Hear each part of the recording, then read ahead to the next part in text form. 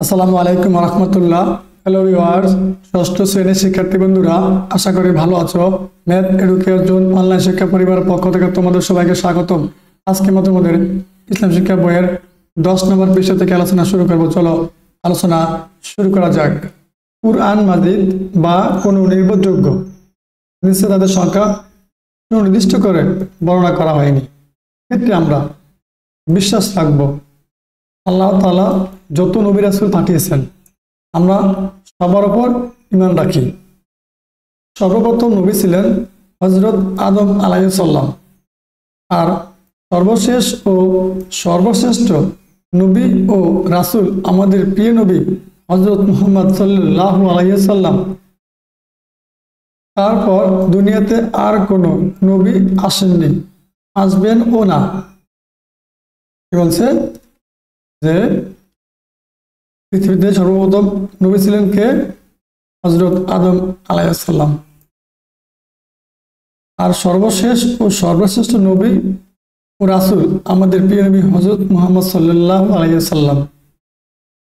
তারপর দুনিয়াতে আর কোনো নবী আসেননি, আসবেনও না। ঠিক আছে, এখন আমরা জানবো নবী রাসূল প্রেরণের প্রয়োজনীয়তা কি, কেন আল্লাহ তাআলা এই পৃথিবীতে যুগে যুগে অসংখ্য নবী রাসূল প্রেরণ করেছিলেন। চলো আমরা আলোচনা শুরু করে জেনে নিই সেখান থেকে। মহান আল্লাহ তাআলা নানা কারণে মানুষের মধ্যে নবী রাসূল প্রেরণ করেছেন। নিম্নে এর কয়েকটি কারণ উল্লেখ করা হলো। নবী রাসূলগণ মানুষকে আল্লাহ পাকের পরিচয় জানিয়েছেন। এই যে আল্লাহ তাআলা যুগে যুগে অসংখ্য নবী রাসূল প্রেরণ করেছেন, কেন করেছেন? নবী রাসূলগণ মানুষকে আল্লাহ পাকের পরিচয় জানিয়েছেন। তারা আমাদেরকে আল্লাহ তাআলা ও সত্য দিনের প্রতি আহ্বান করতেন। ভালো মন্দ, ন্যায় অন্যায় ইত্যাদির পার্থক্য নবী রাসূলগণই শিক্ষা দিতেন। আমরা যে কোনটা ভালো, কোনটা অন্যায়, কোনটা ন্যায়, এই পার্থক্য, ভালো মন্দ পার্থক্য কি করতেন? নবী রাসূলগণই শিক্ষা দিতেন। তারা মানুষকে উন্নত ও উত্তম চরিত্রের শিক্ষা দিতেন। তারা কি বলতেন? মানুষকে উন্নত ও উত্তম চরিত্রের শিক্ষা দিতেন। তারা মানুষকে জান্নাতে যাওয়ার পথ দেখাতেন। কিভাবে জাহান্নামের শাস্তি থেকে বেঁচে থাকা যায় সে শিক্ষা দিতেন। তারা মানুষের নিকট আসমানি কিতাব সমূহের বাণী পৌঁছে দিতেন।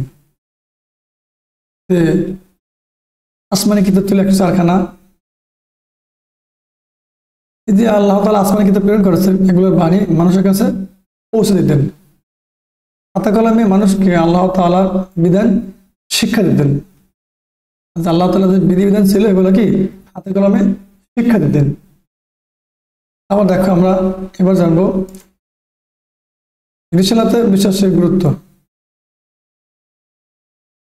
কেন গুরুত্বপূর্ণ আমরা এই বিষয় সম্পর্কে জানবো। রিসালাতে বিশ্বাস করার গুরুত্ব অপরিসীম।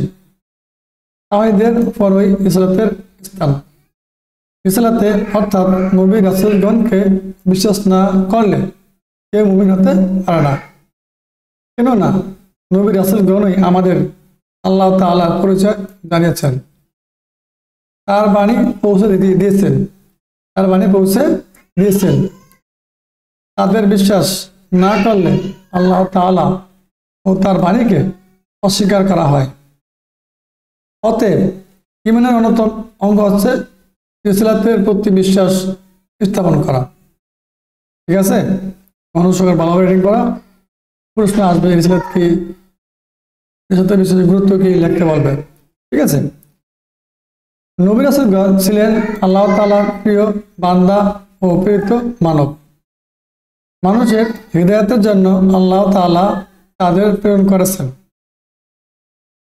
মহান আল্লাহর প্রেরিত সব নবী রাসূলের প্রতি আমরা ঈমান আনব, তাদের আনিত বাণীকে সম্মান করব, আর সর্বশেষ নবী হযরত মুহাম্মদ সাল্লাল্লাহু আলাইহি সাল্লামের দেখানো পথে আমাদের জীবন পরিচালনা করব।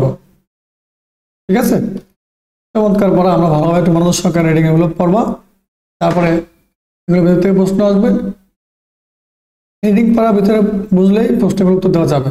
শিক্ষার্থী বন্ধুরা, কাজ দেখো।